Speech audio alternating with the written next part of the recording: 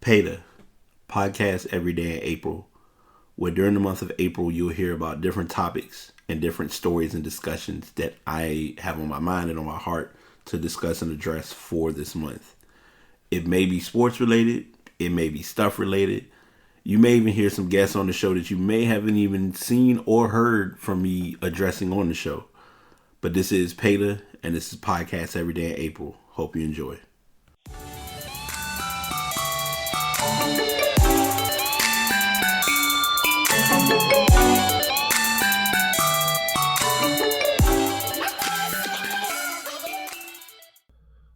Good morning, good afternoon, good evening. What is going on, y'all? This is the Past doing yet another episode, taking it back to my old school roots as I used to do.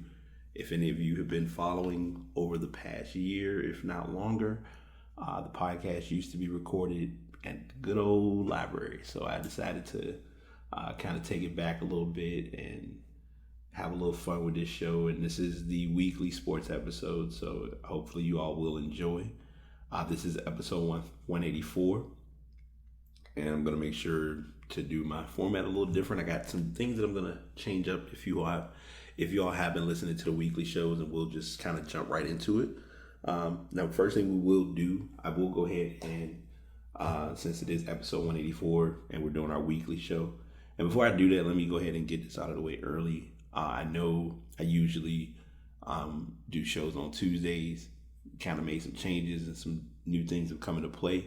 I am finally employed, and my employment now consists of me working a bit of a different schedule. So Tuesdays won't really be the best option unless I'm doing an on-the-fly, on-the-go type of recording. So this is where we are, and this is what I will likely be doing either Saturdays or Sundays with the shows. But I'll go into all that technicality and extras in a moment. But this week's episode, like I said, is number 184. So the angel number for 184, you can imagine the kind of brevity a child has when they start crawling. At times, a baby may fall flat on its face, but they are brave enough to continue moving on their face and at times using their stomach. This is the message from Angel 184. Symbolism: you need to have courage. Have the strength to do things that you always wanted to do but have been scared of doing. Ask that girl you've been eyeing out on a date. Take that long road trip that you have been wishing to have, but the fear of new places and people has stopped you. Who knows? Maybe your destiny is somewhere along the road on these new places, or these new places that you will visit. That's what the angel number 184 meaning implies. Are you the kind of person who comes through for people when they are faced with difficult situations?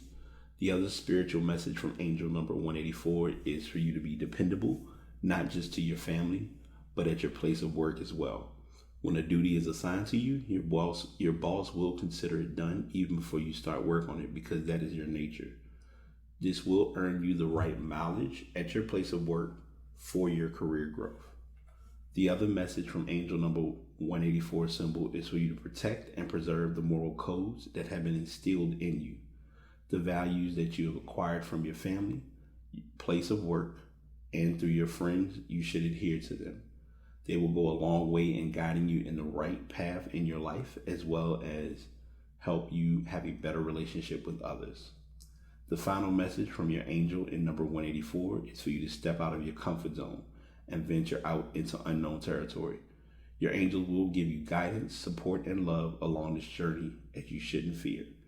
So it's ironic that this is being said or being shared for me today, because I know for me personally, the discomfort and the challenge has kind of been one of my, I don't want to say ailments or battles, but it's been something that I've kind of fought myself with, as far as, hey, you should go ahead and do this, or hey, you might want to give this a try. This might be something new you want to do. And in those cases, I kind of say, no, I'm good. I'm not going to do it. But instead, I've learned to take more chances and go out on a different leap of faith. And it's working to my advantage in very unique ways.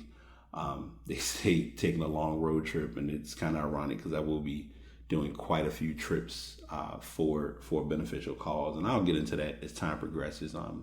I likely will be implementing that into the August show. We do podcasts every day in August.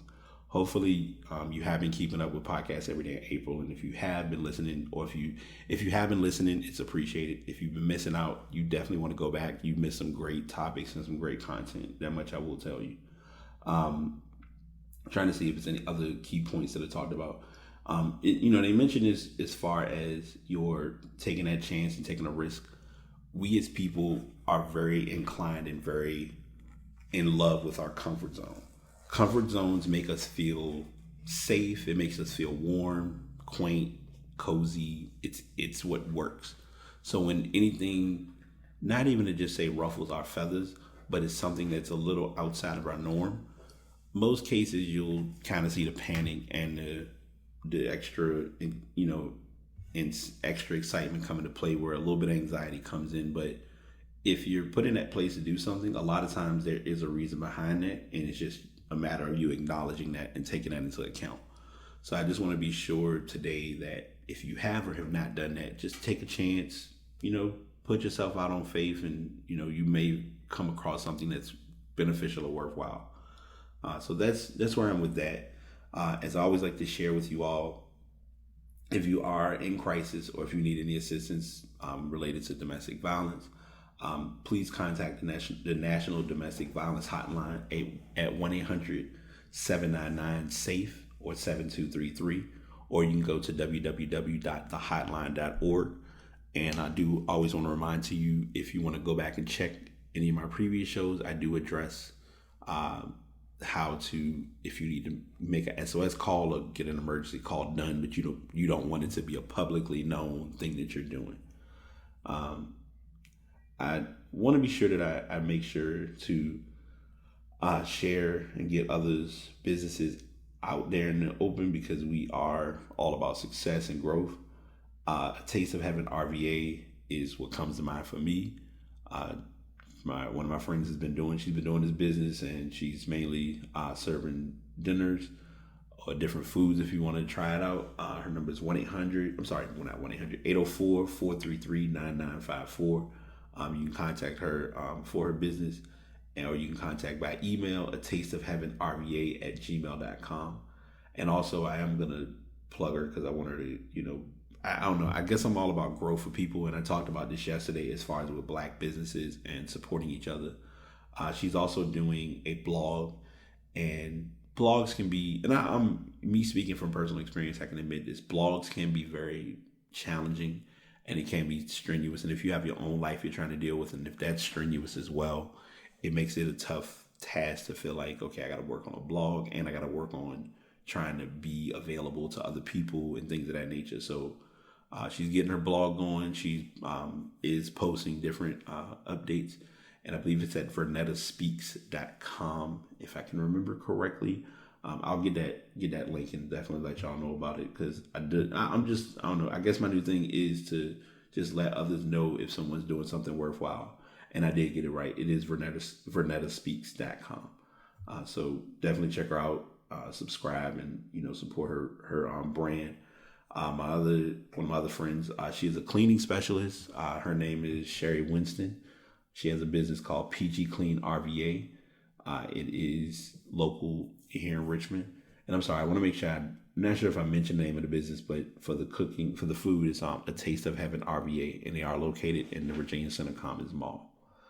PG Clean RVA is here.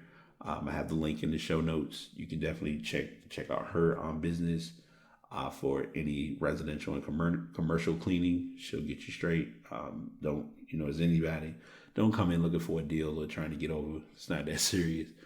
So just keep that in mind as well. So now that we got all that excitement and joy out of the way, we'll go ahead and get into some fun stuff. And it's kind of been it's been a very busy week for sports. So I will go ahead and tell you all in advance that the draft has been going on, and what I'll do is I'll go ahead and be both sides, because I don't want to leave anything off or out of the radar, because it's been an ongoing show or flow of things that has happened these last couple of days. So the NBA playoffs is in process now. There are two series that are still going. Those are both in the Eastern Conference, and that pits the Cavaliers against the Pacers, as well as the Bucks against Milwaukee.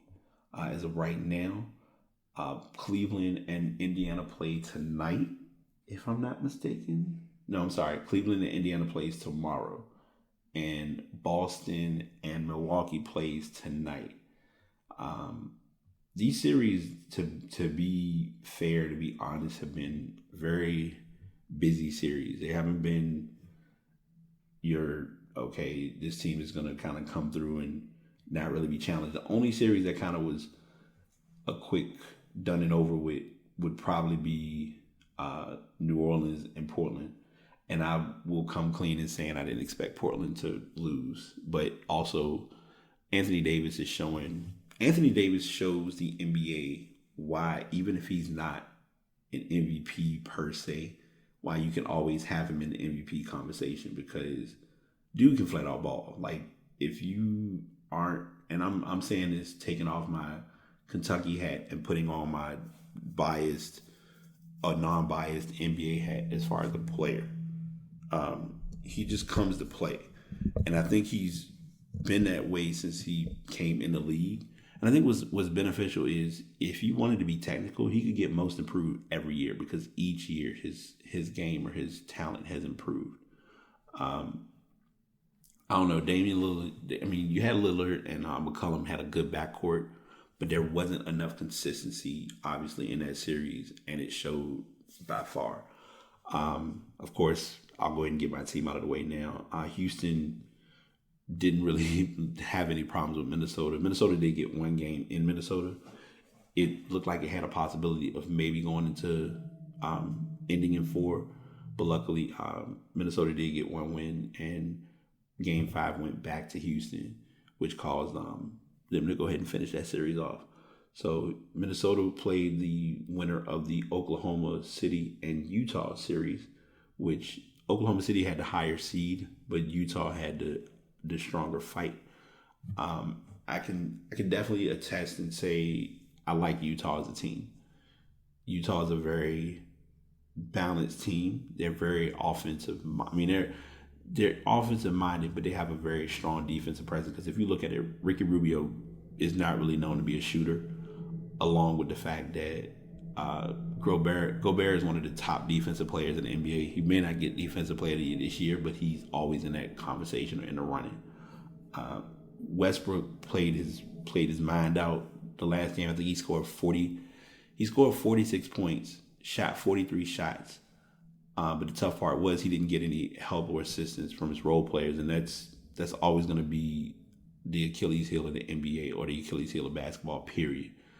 If there are players on your team who are either role players or perennial stars, which in this case you have Paul George, who is an all-star, and Carmelo Anthony, who's an all-star, both lay an egg.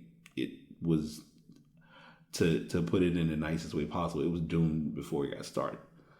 Then if you go to the final game, a final series in the East, you have Golden State beating San Antonio. San Antonio had one good game. San Antonio's biggest challenge was seeing if Kawhi was going to be available to play, which, as the series turned out, it was kind of evident it wasn't. What's more intriguing, what a lot of people aren't thinking about, is Golden State played this series shorthanded, because they didn't even have Steph Curry. So if you think Steph Curry comes back and they're going against New Orleans, it's going to be a very, very intense series between those two teams. New Orleans is actually the 6th seed, because they upset Portland. It was considered an upset in that matchup. So I'll give my picks for those matchups in a moment, as well as the Game 7s and the Eastern run, to kind of lead into how it will look, and we'll do an update as always. So traveling over to the East, you have Toronto. Toronto, it initially was starting to look like it was a back and forth home versus road type of series. Games 1 and 2 were won by Toronto. 3 and 4 was by Washington. And Game 5 was in Toronto. And I want to make sure I get this correct, because I know a lot of times I'll read stories off and missed the information. But yeah, 1 and 2 was Toronto's. Game 3 and 4, you had Washington step up, and then Game 5, Toronto pulled off their win at home, and then Game 6, Washington just didn't have it, and it was basically Toronto's series. A friend of mine said this, and we talked about it when we were streaming, or when he was streaming today. And it's going to be a very unique situation. He feels like he doesn't think Toronto's going to make it to the finals, and it's possible. It's going to come down to what will happen between Cleveland and Indiana. Cleveland has been very. If no one sees it and no one wants to acknowledge it, I'll say it because it's a reality. LeBron is burned out. And I probably have said it on a podcast before, but LeBron, it's showing that his gas tank is near an E, if not on E. I'm honestly, and I don't want to shelve him already, but I give him 3 or 4 years after this series. Because not the series, but this season as a whole, because whether people realize it or not, he's played at a very high level every year of his career. And I'm going to say something off of the playoffs to put this story to rest from my podcast. I may talk about it again, but I'm going to say this now because I feel like it needs to be said. We need to stop the LeBron and Jordan comparisons. We also need to stop the Kobe and Jordan comparisons. First thing that I know y'all going to hit me with is, but it's part of the sport. You're going to expect that to be something that's done on a regular. I 100% agree. The problem is there are 2 factors that makes these discussions very challenging. Number 1, and it's the obvious, LeBron is a small forward, and Jordan was a shooting guard. So they played 2 totally different positions and played 2 totally different styles of basketball. Jordan didn't have to have the ball to get a play. Jordan made plays by coming off screens. He made plays through his teammates. He had very intense and beneficial role plays. Nobody on Cleveland's team can shoot anywhere close to how John Paxson could shoot, or Steve Kerr when they were in the NBA. So that's number 1. Number 2, and this is where I'm throwing Kobe into this. All 3 of these players all played in different eras of basketball. And when I say eras, a couple of years can be an adjustment of an era. We're in the 80s and the 90s. There was no, you had AAU basketball, but not like it is now. Like players and teams, players play with each other from the time they grow up in high school, even in middle school, where they see these teams or see these people on a regular basis. So by the time you get in the NBA, you've already played an amassed amount of time. Jordan had respect for players like Magic, Bird, even during the NBA of them when them playing together.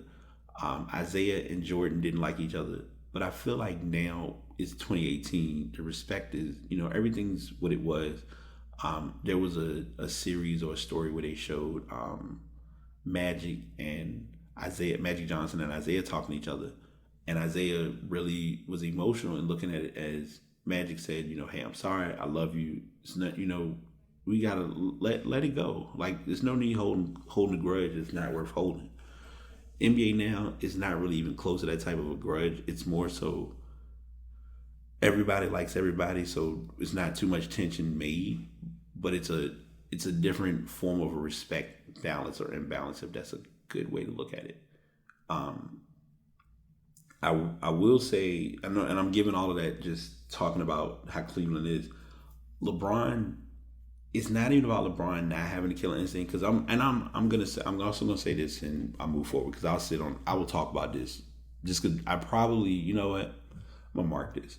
I'm gonna make this be a discussion as far as the LeBron love-hate relationship, because I feel like people don't understand that you really just don't have to do some of the stuff that you're doing to make the point that's been made in his case. And I don't want to come off as a LeBron hater because that's not fair. But again, I'll make a LeBron podcast for between Sunday and Monday. It'll likely be Sunday because Monday will be a busy day. But anyway, so yeah, Game 7 is tomorrow. I'll give my prediction for that in a bit. Philadelphia, Ben Simmons. Wow. Before I do that, I'm gonna say one other thing because I like this. This is playoff related, so I don't want to skip it. It's a very funny feeling when you see a player get statistics or have first be presented from, like, I feel like ESPN really does find random stats that no one ever thinks of, because they were like, this is the first time in LeBron's career that he's playing a Game 7 in the first round. I was like, who would sit and like get that kind of information? But it's the NBA and it's content, so take your pick. But anyway, moving forward with one of LeBron's former teammates, Dwayne Wade. They tried to give Philly a run, but I mean, Ben Simmons is probably one of the most freakishly talented athletes in the NBA. And I'm saying this in his rookie year. We're not even seeing him at his best right now. We're seeing just the phase of Ben Simmons. Like you think about it. LeBron coming in the NBA didn't have a jumper. So if you think now you give Ben Simmons an opportunity to learn how to shoot, it's going to be a very dangerous player that you'll have on your hand. So they were able to finish out Miami. The question now comes is as to whether Wade is going to retire or not. There really hasn't been much statement about it. I wouldn't be surprised. I mean, he's played 15 years, and there's not been one point of him letting off the accelerator. Like you think him and LeBron came in the league together, and also Wade is older because he played a couple of years at Marquette. So that's where I'm at with that side. Finally, Boston and Milwaukee, they're going to play Game 7 tonight at 8. It's been a back and forth series. It's mostly been whichever team is at home has kind of been doing their part. But it's a tough spot because Milwaukee has Giannis and Bledsoe.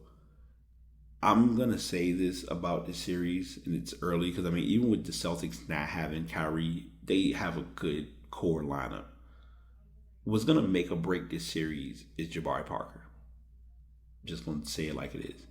Whatever and if you watch the game tonight, if this podcast is up in time, just watch the game and keep track of his stat line in that series. And that's going to kind of tell you whether they won that game or it could be a factor in them losing that game, let alone the series.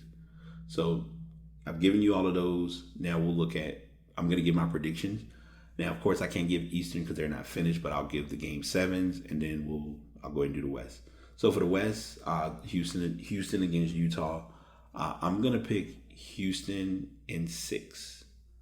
I like Utah as a team. I know I'm taking off my bias hat, but as far as like the team as a whole, I just look at Houston. They're all around better team.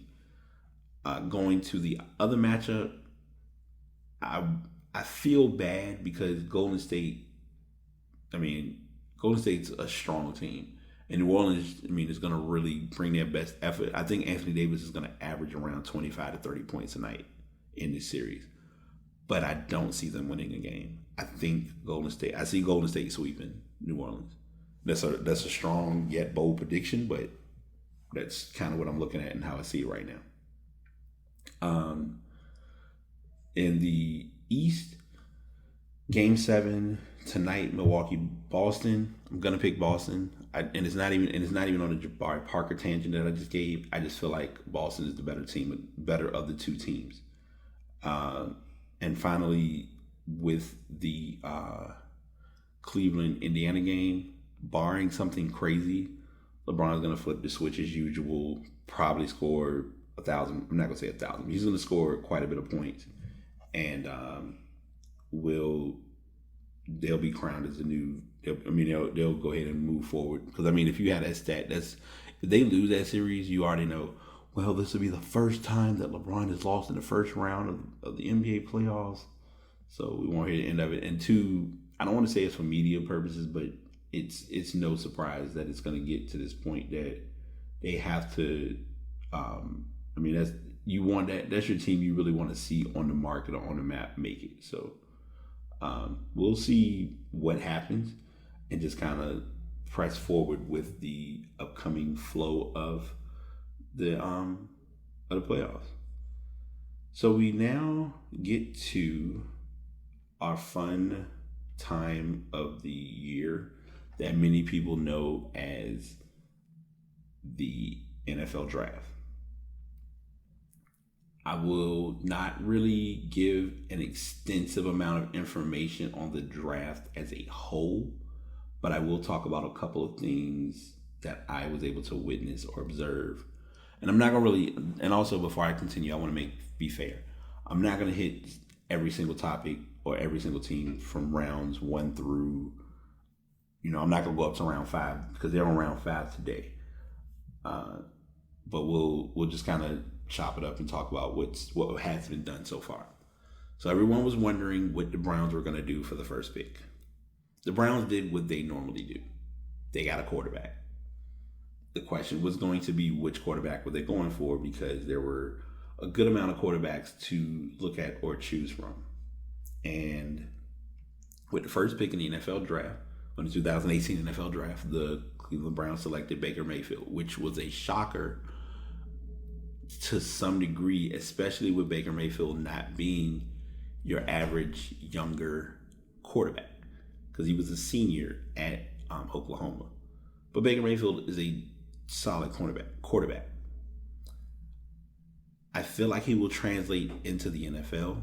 I also feel like he's going to have a wall to fight against based on the team he's with, due to it being it's not your average team. The team that he's on, as far as the Browns, are a very below mediocre team. Like they're just a low tier, bottom of the barrel team. Now, unless there's a good line and he has placed pieces around him to help him stay upright, let alone get off good passes, then the Browns are going to be the Browns. There's no pretty way to put it. And if I can remember correctly, I want to say this is a no, because, New England is not in a division with them. I think Cleveland is in a division with they're not in a division. They're with Pittsburgh, doggone it. Pittsburgh, Baltimore, and I can't think of the third team right off the tip of my head. But those teams, and the Bengals, if I remember correctly. That division alone is a joy in itself, as far as watching them play. And I may be wrong on the Bengals, but anyone who's listening, if you know the team, by all means, I'm always willing to be lent or given a helping hand. Let me just check, because I may be able to get it on the fly. But I think we have a good showing in store for football. And I'm sorry, let me clarify. Yeah, okay, I was right. So the AFC North, the Bengals, Ravens, Browns, and the Steelers. So you have Baker Mayfield. They picked him best option, best available. That was the option they went for.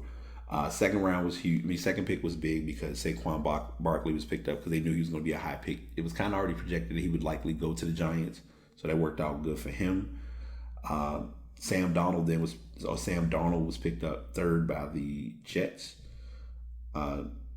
You had Bradley Chubb, which was a big name, who was a defensive end from NC State. He was picked fifth. Josh Allen was the third quarterback picked in the top 10 by the Buffalo Bills. And that was a huge pickup, because the Bills always go through quarterbacks consistently. And to top off the top 10, it was the first time this ever happened where you had 4 quarterbacks picked in the top 10 in the first round. Josh Rosen was picked by the Arizona Cardinals. He initially made a statement that he felt like the other teams will regret passing up on him which I feel like he meant that statement, but then he kind of PR pulled back and said they'll regret the decision. But he was also kind of just in the immediate moment, but he just, excited to be in the NBA, in the NFL, to be chosen. To point out a couple of other things or other pickups, Dallas did their first pick, who was Leighton Vander Esch. And this is kind of talking about Dallas because the draft was in Dallas this year, so that's key to bring up. What was ironic and interesting to me personally was at the beginning they had the players. I guess they got the Walter Payton Award. They got like a special award that they give out in the NFL. Well, it was Troy Aikman, Jason Witten, and I can't think of the third player. And they all threw like a ball into the stands or into the crowd. Cool, fine, whatever. The next day, the announcement came that Jason Witten was retiring. I was confused with that because I was looking and I was like, I'm wondering, why is he doing this throwout? Like, something going on. Is he about to call it quits? So that kind of was a seal the deal for me in looking at that. The Panthers made our first pick. We ended up getting DJ Moore, who was actually the first wide receiver picked off of the board, which was very shocking, but great and was lovely. And I'm getting notifications as well, so I might throw some stories in along the way. But the Rams did trade. They traded for Tavon Austin in exchange for another pick. So Dallas made a trade in the draft as well. Shaquem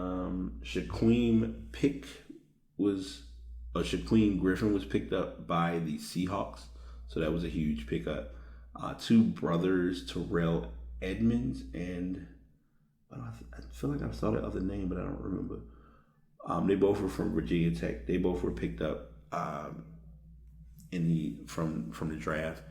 And Lamar Jackson, there was a big controversy with him being a quarterback, but he's still playing the role of quarterback. He was picked up number 32 by the Ravens. So I did updates with my sports group, and we had a lot of talk about this. A lot of players were picked up, and there were a lot of picks that were made, and it was kind of questionable and concerning.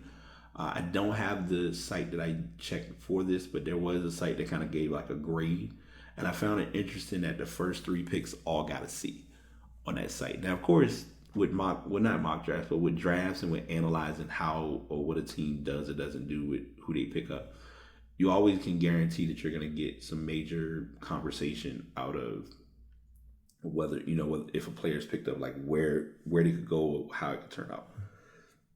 And with those pickups, it was no exception. But I think as a whole, I feel like, and I always use it as a whole reference, but in hindsight, it's going to be a very smooth sailing for the next couple of weeks.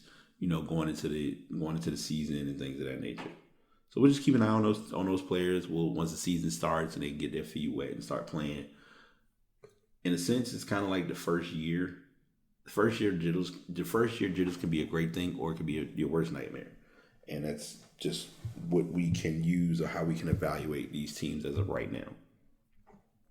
So I have if you look in the show notes, you'll see, and I'm likely going to have it listed as Game of Zones, episode 1, episode 2, episode 3. I'm not going to really push it too heavy, but I'll talk about it a little bit. Each year the NBA Bleacher Report does this rendition, I call it, of Game of Thrones, but they do it in a different manner, and it's called Game of Zones. And basically it gives the Game of Thrones feel, but it's based on basketball, since a lot of basketball is done with 2-3 zones and things of that sort. So the first episode, and I'm gonna give these stories, but not bombard y'all with a lot, because it's really, I mean, this is kind of just my fun little bit because I love watching these. The first episode was about the Golden State Warriors, and it entailed one of their younger players coming up and constantly giving updates about what was going on in the NBA or other trades that were happening with other teams. And Steve Kerr would just kind of look at him like, okay, that's great. That's cool. We don't really want to know about that. Like, he mainly wanted to know if there were big stories that were happening. And I think the one story that he gave was related to Chris Paul Chris Paul was leaving the Clippers and going to Houston, which then generated more attention because a couple of the other trades were kind of like, okay, Dwight Howard's going to Charlotte, big whoop. But it was like, what trades or what transactions could affect the affect the Warriors.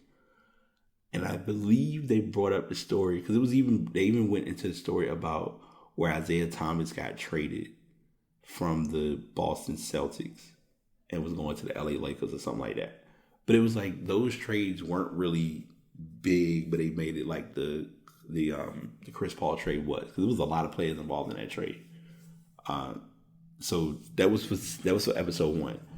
Episode 2 was one of the funniest, most random things that I would ever see happen, which was they took since both teams were just that bad, they had the Sacramento Kings and the Phoenix Suns put together as one team, and they were trying to figure out what their name was going to be, whether they would be the Sun Kings or the King Suns, and what would their logo look like, and who's going to be, the GM and everything. So they were going back and forth talking about that. Now, I'm giving you really, really simple ways of explaining it, but if you like Game of Thrones and you understand basketball a little bit, just go back and watch the videos and you'll get it even more. Today, I was able to look at episode 3. And just to make you aware, these episodes are very brief. Like, they don't go past 6-minute mark. I think the last one might have been like a little over 5 minutes. And they were doing Milwaukee. So Milwaukee, of course, is in the playoffs, but they were going back to Milwaukee at the beginning of the season when Jason Kidd was initially the coach. And Giannis, the Greek freak, I'm not going to even try to pronounce his last name, but Giannis was coming in to talk to Jason Kidd and letting him know that he was going to be released. And so in the process of sharing that news, Jason Kidd's like, yeah, I kind of saw this coming. And I went back to look at his rap sheet. Jason Kidd did not have one of the best seasons or best coaching stints with Milwaukee. They made the playoffs 2 of those years. And one of them, they got out the first round. And the other one, they got out of the semifinals. So he really hadn't had like the greatest of playoff showings with the Bucks. And I might be wrong I'm pinpointing that off my head, but I think it might be in that realm. So then Giannis was down, I guess, talking to some guys, and he happened to run into Jason Terry, who's still with the Bucks. Bless his heart, especially playing. I mean, I'm saying bless his heart, but he's been in the league for a minute. Anyway, Jason Terry then takes Giannis down to like a lower part or Giannis is downstairs. Giannis is downstairs looking at a statue of Glenn Robinson. And so Jason Terry happens to see him, talks to him or whatever. And they're going through like the ancient history and kind of almost like the 6 degrees of separation, because Jason Kidd and Glenn Robinson were in the same draft. Kidd was second, Glenn Robinson was first in that draft. And I believe Glenn Robinson got Rookie of the Year that year. So it's like for him to play for Milwaukee and then the second pick, you now coaching the team, just irony at its finest. And then they showed other players, kind of gave their history. Then they found this part that talked about like the history of basketball. And it was showing how they had a picture of someone who was standing to look like he was a, giant athlete.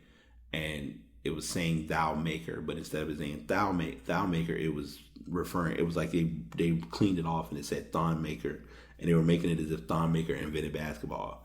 So they showed a scene with him, and I think he was with Bill Russell or something like that, and then they end the scene.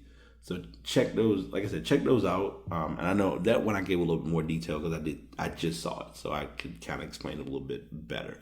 But if you're a fan of basketball, or if you want to get a little bit of an understanding of what goes on in hoops, check those videos and get a good laugh.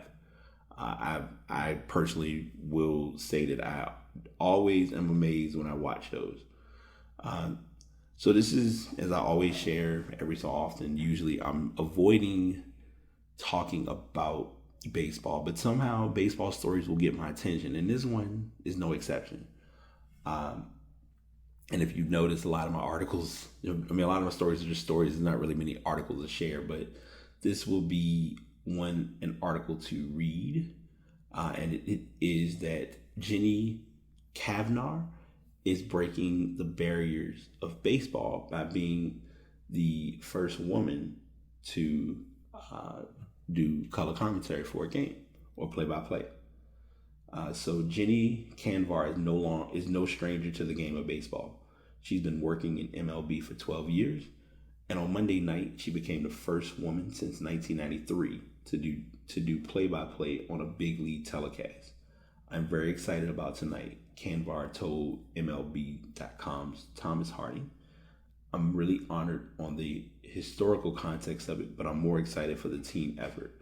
We have such a great team of broadcasters, producers, directors, so it will be really fun to collaborate with them and do the game tonight. 5-year MLB veteran pitcher turned analyst Dallas Braden has known Kavnar. If I said Canvar, please forgive me. My bad, Jenny. For a long time and has no doubts about her abilities in the game. She knows her stuff. I believe that by the third inning, after all of the pleasantries have been exchanged, you will forget who's on the microphone.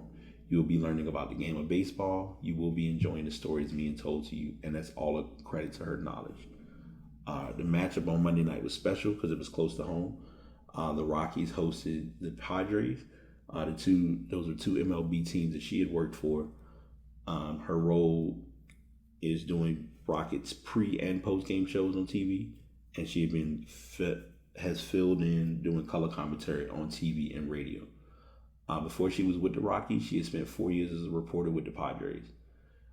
They didn't show a video or a snippet of her doing a home run call for Nolan Arenado during the game. She joins a group of women that includes Gail Gardner, who was the first female play-by-play announcer to announce a telecast for a major league team when she called the Rockies-Reds game in '93. Susan Waldman does occasional play-by-play for the Yankees on the radio, and Jessica Mendoza joined the ESPN team for color commentary during Sunday Night Baseball. Big shouts to her. She's making history, and I think that's good. I mean, I know I'm saying, and I said breaking the color barrier, but she was breaking the baseball barrier because there aren't many women who are in the sport of baseball. So definitely giving shouts to her for that breakthrough or for that achievement. Now we'll get into our stuff, and our stuff this week is intense only because a lot of stuff really happened in news, and I will come clean in saying, because I was initially going to address this, so I'll mention it now. I had plans on doing the show, like I said, on Tuesday, and I didn't. And I probably already said this, so I'll be redundant, but if I am, oh well. So there were stories that were there, but then it's like, all right, they'll just carry because I want to get all of these talked about because it was quite a bit of foolishness and changes that have happened in the community. And I have gotten a little feedback, and I will be doing some things a little different, and I'll make sure as time progresses, I'll talk about them as they occur. But the first story I have is, if any of you were or were not aware, there were a couple of men who went into a Starbucks in Philadelphia who were asked to leave, and they did not leave, and so they then were escorted out by police in handcuffs, and it caused a huge rift. A lot of people are not going to Starbucks or have not done business with Starbucks since that occurred. I, oddly being one of them, just for wanting this to get a resolution. And I mean, I know it's not in my town or my area, but still. But the story announced that Starbucks will be closing their stores for an afternoon of racial bias training. So Starbucks announced that it plans to close its 8,000 company-owned stores on the afternoon of May 29th to administer racial bias training to all staff members and employees. The decision comes in response to two recent incidents that raise accusations of racial discrimination exhibited by Starbucks employees. On April 12th, a video posted to Twitter by Philadelphia resident Melissa DePino showed two black men being arrested and escorted out of a Starbucks in handcuffs. According to reports, the police were called because the men were sitting in the coffee shop and hadn't ordered anything. But according to the men, they were waiting for a friend. And then they show a video of the incident. After the incident upset many customers, Starbucks issued an apology on social media, which received even more backlash. We apologize to the two individuals and our customers and are disappointed this led to the arrest. We take these matters seriously and clearly have more work to do when it comes to how we handle incidents in our store. We are reviewing our policies and will continue to engage with the community and the police department to try to ensure these types of situations never happen in any of our stores.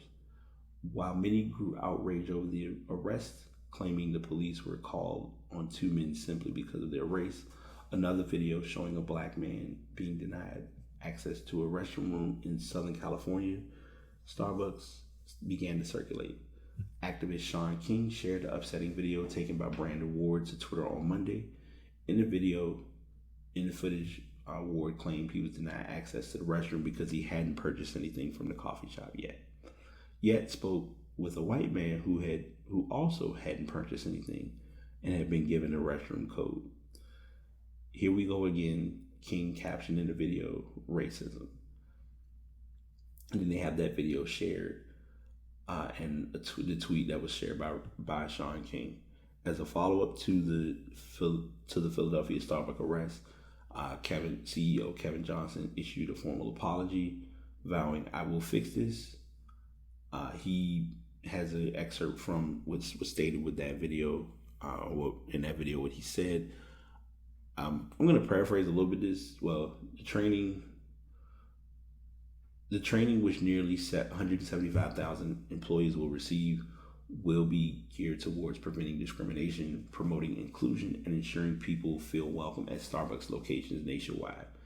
Experts such as Brian Stevenson, founder and executive director of Equal Justice Initiative, Sherilyn Ifill, president and director, counsel of NAACP Legal Defense and Education Fund, Heather McGee, president of Demos, former U.S. Attorney General Eric Holder, and Jonathan Greenbelt, CEO of the Anti-Defamation League, will also work to help to develop the curriculum.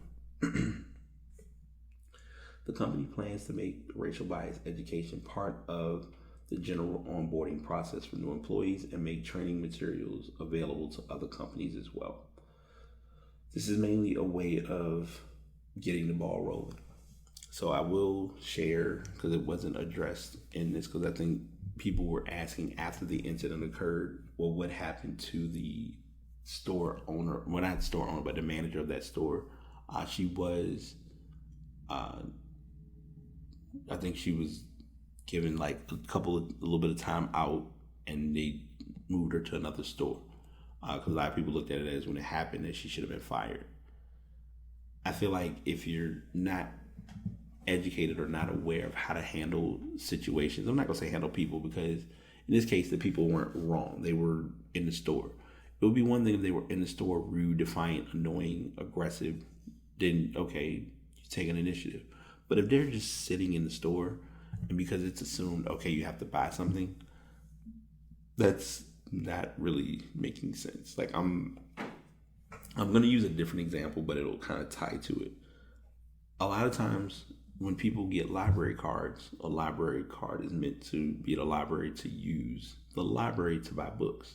Well, not buy books, but order books. I have had my library card with where I do my library podcast for over a year. Most times when I come to the library, I usually am printing off information sporadically. I may, as you all can tell, reserve study rooms. That's it. I don't really, I may sit and just hang out, but it's not like, well, you're not doing anything in here, so you have to leave. They will let you kind of do what you're doing as long as you have a card and you're not really bothering or being a hindrance to anybody.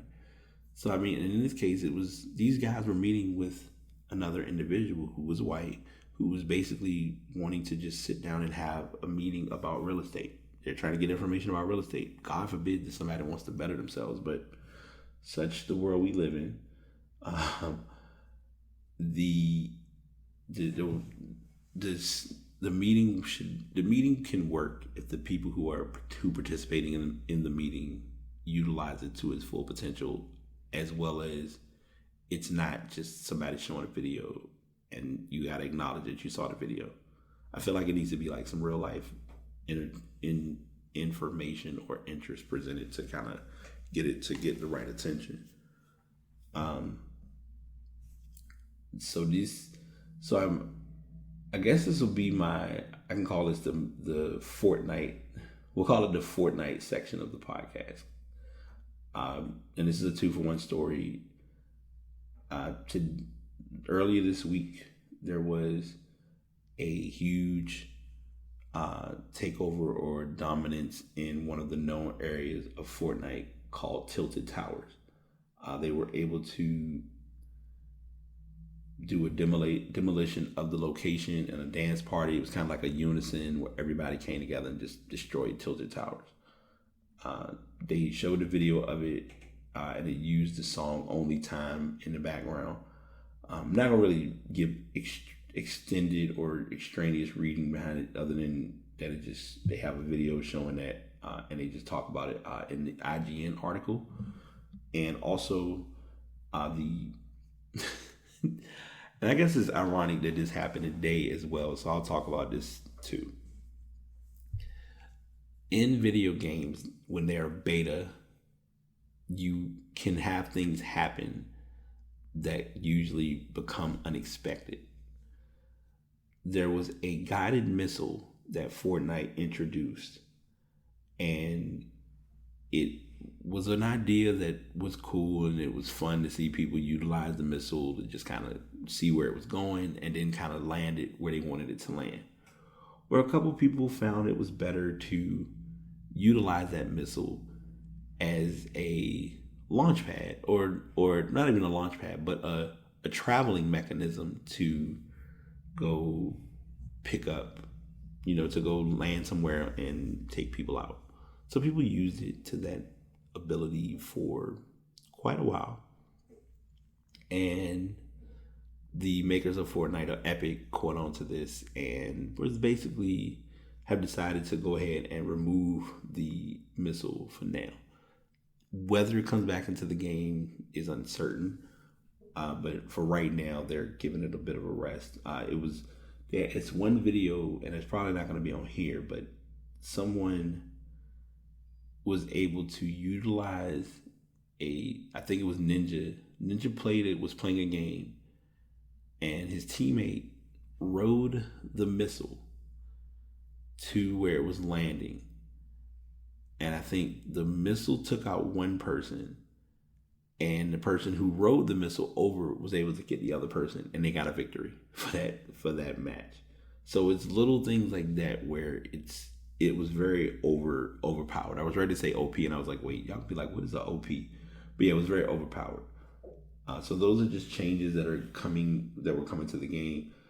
And keep this in mind, and I'm saying this just as a general know-how and a fact base of the game.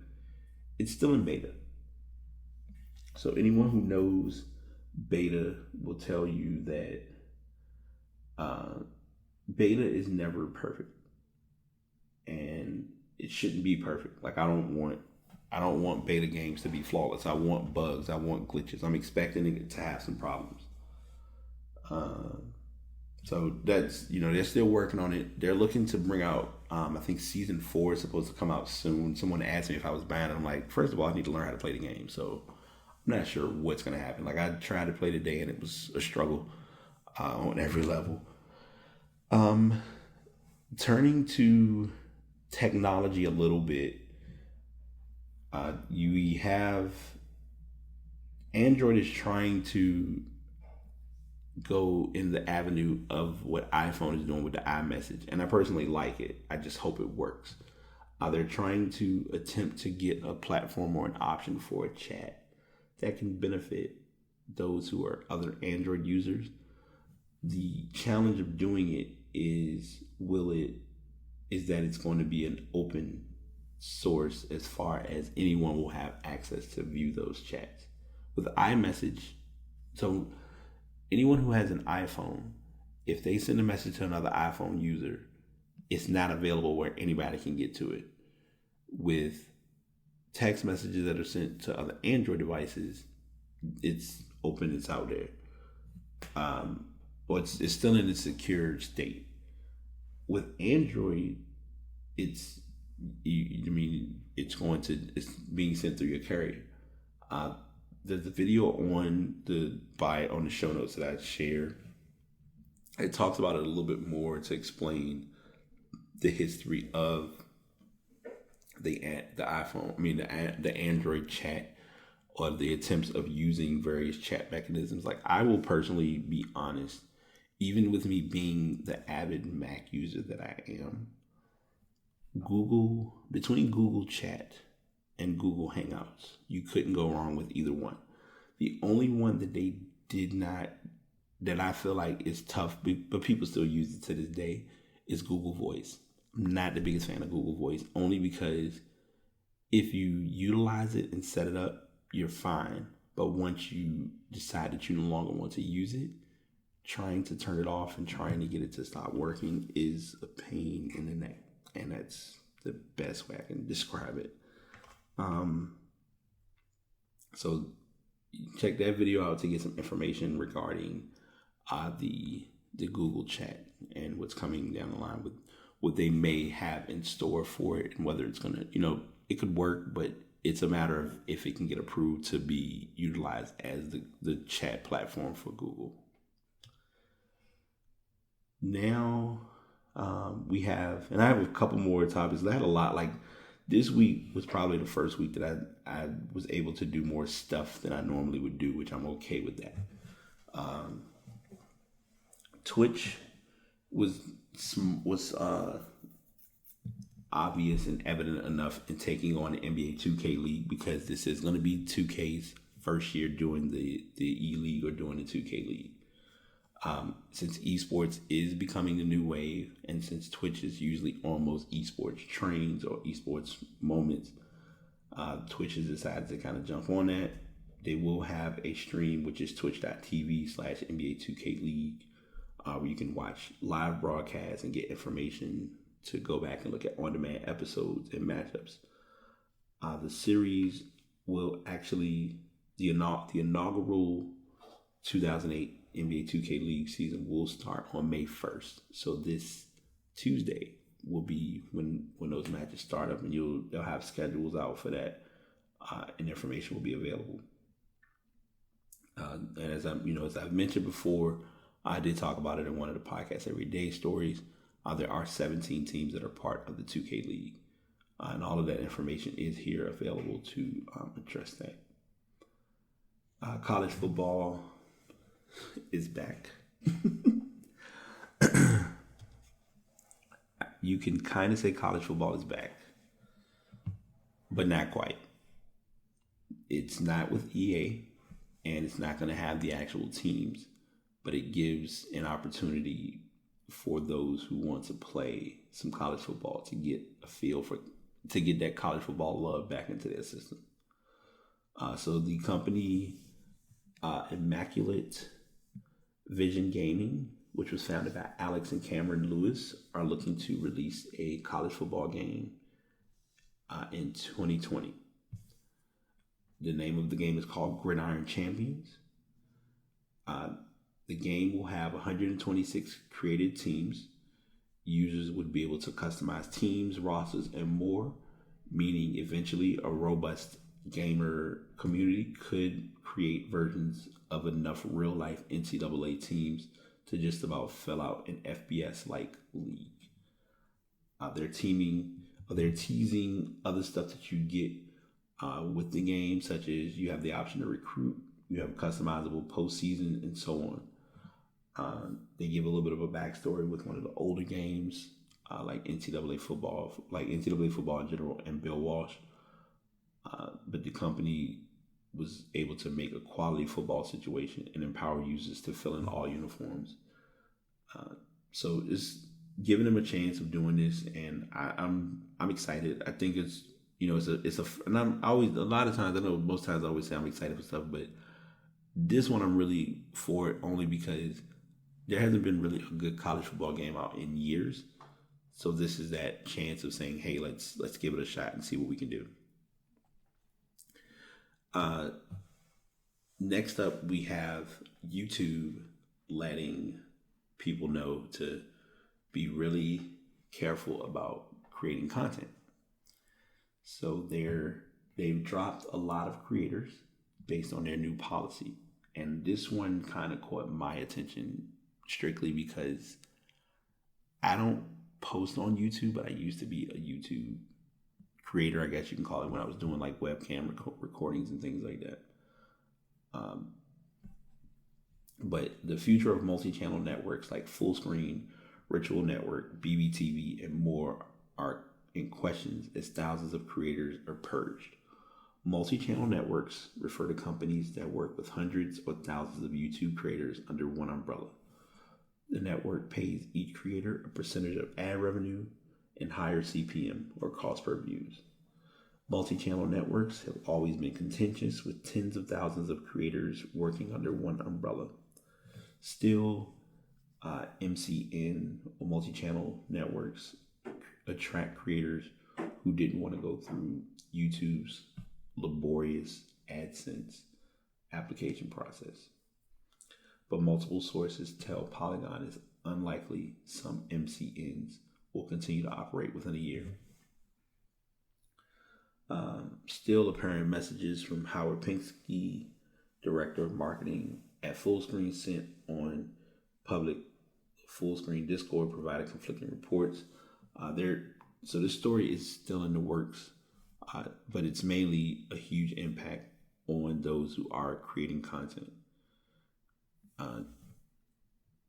I'm giving this kind of as a teaser because it's still early.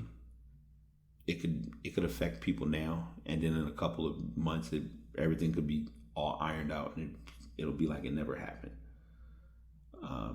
But I have that article there listed as well to kind of go over what's coming and what's on the way with the AdSense process. Because I know with doing ads or attempting to get ads and get clicks, that's mostly how YouTubers make money, is through those with the Google AdSense. And with Google, keep in mind, Google and YouTube are kind of like they're hand holders. And this is, something that many people may not remember, but when Twitch was looking to do streaming, the worst thing that would have happened, but it's kind of ironic that it didn't, is to have Twitch and YouTube join together, because then that would put Twitch under Google's umbrella. So with Twitch joining Amazon, it worked out better, since Amazon is pretty much like one of your biggest companies when it comes to shopping and buying. I know that's like nothing to do with what we're talking about now, but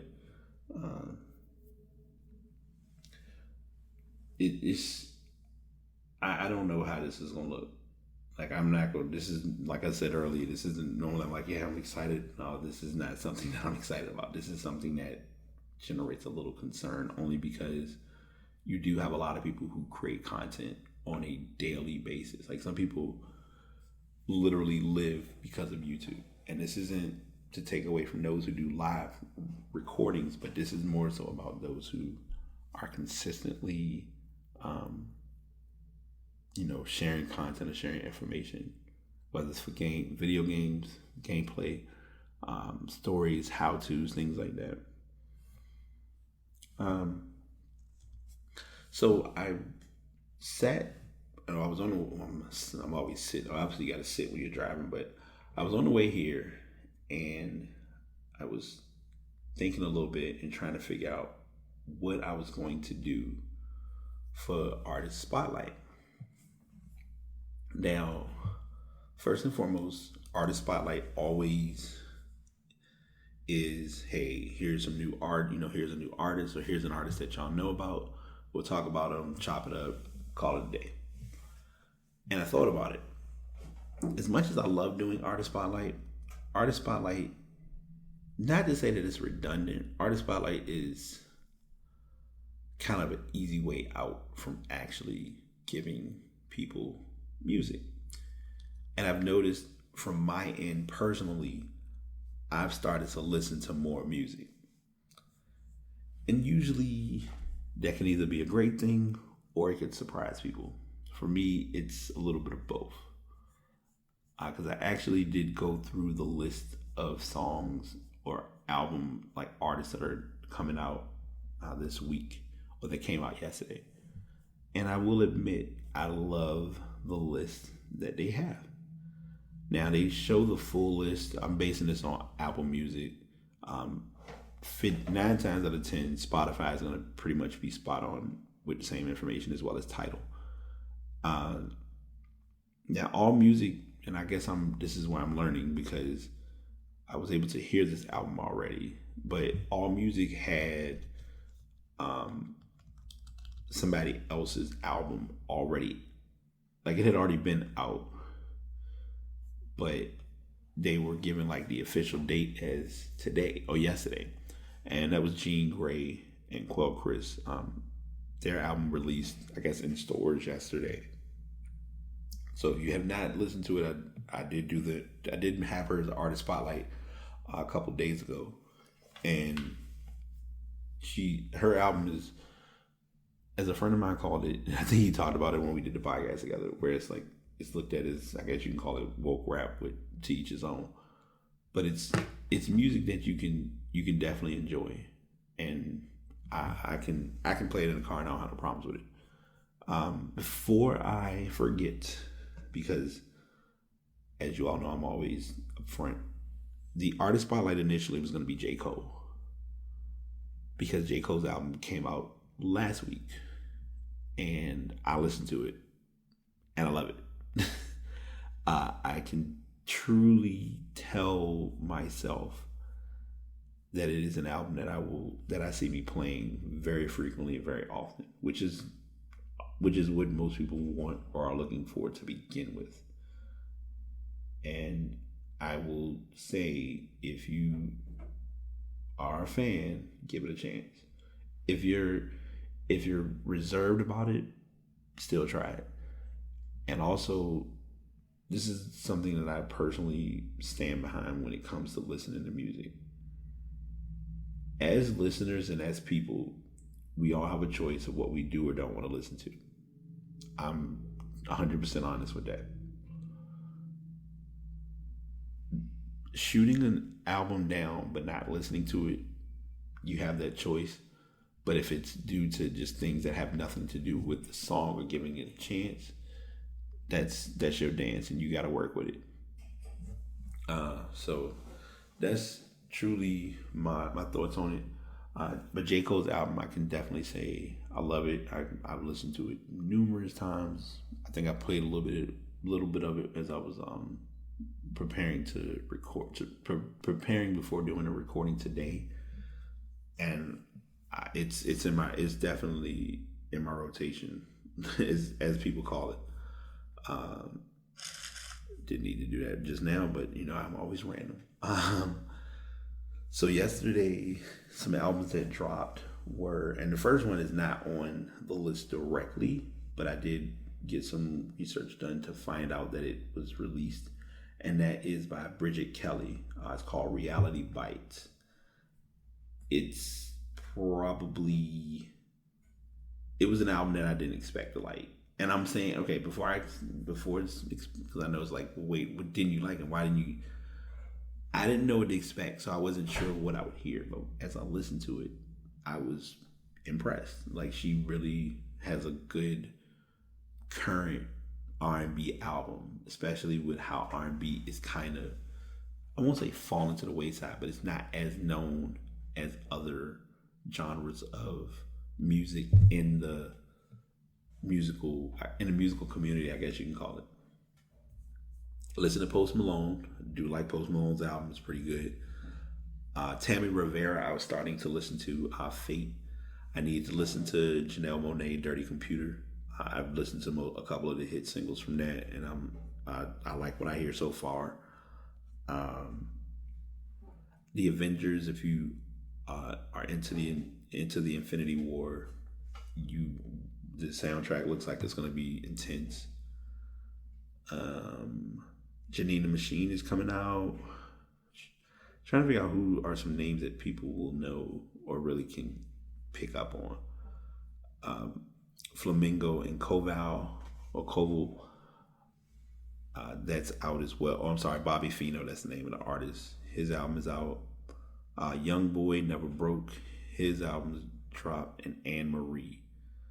And I'm like I said, I'm looking at these on Apple Music, so I will be making more efforts like on Friday, probably most of Friday. It'll be a lot of listening to just music. But I will try this and see how it goes with doing instead of an artist spotlight, kind of like a, hey, get these in your Apple Music or your Spotify rotation, and just kind of ramble off some artists and let that kind of be a new thing. Now to the good stuff, if you want to call it that, because one was stupid and the other one just was random. We're in our Ass of the Week section, where each week we point out, if you're new to the weekly shows, each week we point out a person or persons who do dumb things that cause themselves to get more attention than normal. And before anyone gets on me about it, Kanye West could have been a shoo-in, not touching Kanye. Bill Cosby could have been a shoo-in, not touching Bill. And it's not based on favoritism. It's just based on it's no need. The media has covered them enough. So I'm going to find those stories that tie back to what I'm always talking about, which is sports and stuff. Both of these are sports related, of course. So the first sports story, which was weird, was Jay Feely, he was a former kicker in the NFL, posted a picture on Twitter of himself carrying a gun next to his daughter and her prom date. And he was stating that the picture was in fun. The original post went, former NFL kicker Jay Feely has apologized after posting a picture on his Twitter account of himself carrying a gun next to his daughter and her prom date. The original post went up Saturday, and he posted the apology Sunday, saying, "The prom picture I posted was obviously and pretended to be a joke. My daughter has dated her boyfriend for over a year, and they know I was joking. I take gun safety seriously. The gun was not loaded and had no clip in it, and I did not intend to be insensitive to that important issue." Feely has been an analyst with CBS since 2014. He played for 6 teams over his 14-year NFL career, most recently playing for the Bears in 2014. I'm gonna do something that I normally wouldn't do, but I'm gonna do it because it's where I'm at today. Stories like these do not, and I repeat, do not give people a pardon to be stupid or to be funny, even if it was a joke or not. And I'm going to explain why I say that. If it was matter of fact, I'll go a step further. If LeBron took a picture with his oldest son going to prom, and it's a girl with him in the picture, and he took a picture like that, the media would have flipped and lost their mind. They would have had a field day with it. With it being Jay Feely, he used to play in the NFL. It's not a big deal. Oh, it's okay. He was in fun. It was funny. It was a joke. He's still gonna keep his job. It's acceptable and it's okay. And it's not okay. And I feel like this is one of those times where I'm really gonna be vocal about this, because you can't make things be okay when it's beneficial, because that just doesn't equate or balance the board.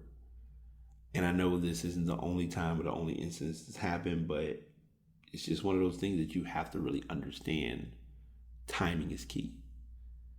Speaking of timing, And I'm bouncing away from that because I want to. This story was blindsided for me because I had not even heard or knew about him being, in presence in a while.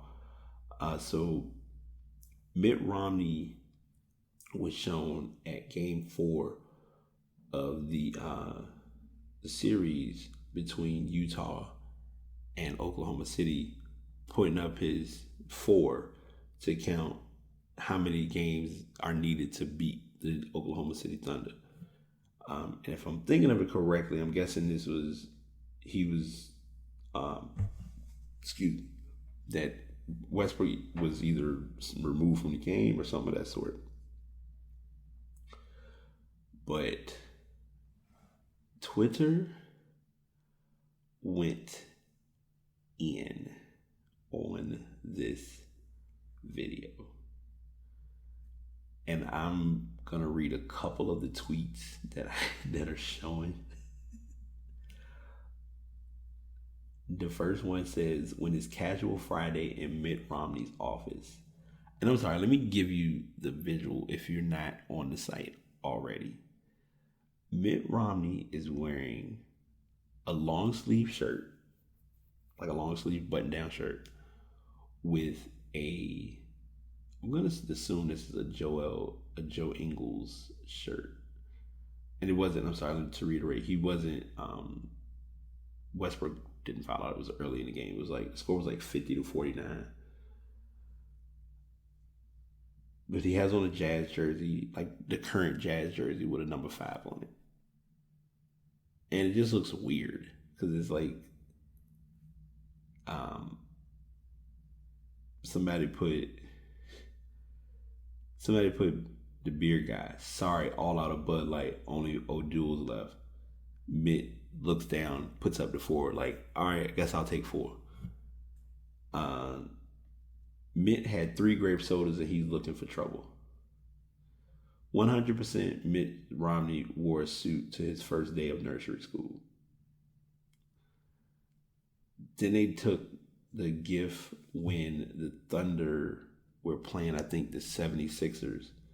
And he's pointing, and Russell Westbrook's pointing into the crowd at the fan who, like, I guess called him out of his name or said something inappropriate when they played in Philly. And they put up how Russ looking at Mitt Romney, and they have that GIF or that animated file. I definitely would have taken Mitt Romney for more of a I like college basketball better because they play hard type of guy. Massachusetts Governor Mitt Romney versus Utah Senate candidate Mitt Romney. Now this might be the pettiest one of all because legitimately he's holding a Celtic sign, like a Celtic towel. And in the other picture, he's holding up the 4 as a Jazz fan. When there's a 2-for-1 sale on pleated khakis. And there are more tweets of the whole incident. But statuses and posts like these are why I will always remind people. And this, I guess you can call this my closing thought. The internet is undefeated for a reason. Never forget that cameras are everywhere. There are people, and like, when I say cameras everywhere, I'm referring to TNT has cameras, like TNT, ESPN, ABC, whatever. They keep cameras on live activities because you don't want to miss something happening. You never know. And this is no exception. So I'm going to go ahead and wrap it up here. I'm hoping everybody, enjoys the day, enjoys the weather, enjoys life. Keep a positive attitude. Don't let stupid things weigh you down. If you feel burned out, take a break. Going back to my podcast, I want to say I did yesterday. I didn't. On Wednesday, be sure to remember to balance and manage your time. And if you're not sure of what managing your time would refer to, it basically means Take 25 minutes in working on something and take 5 minutes to break. And repeat that until it gives you that opportunity, a moment to take a 15-minute cool down and just sit back and reflect. As always, love y'all. Be good, be safe, stay positive, as I've said numerous times. This is the Pat signing out. Y'all have a good one. PETA, podcast every day in April, where during the month of April you'll hear about different topics and different stories and discussions that I have on my mind and on my heart to discuss and address for this month. It may be sports related, it may be stuff related. You may even hear some guests on the show that you may haven't even seen or heard from me addressing on the show. But this is PETA, and this is Podcast Every Day in April. Hope you enjoy.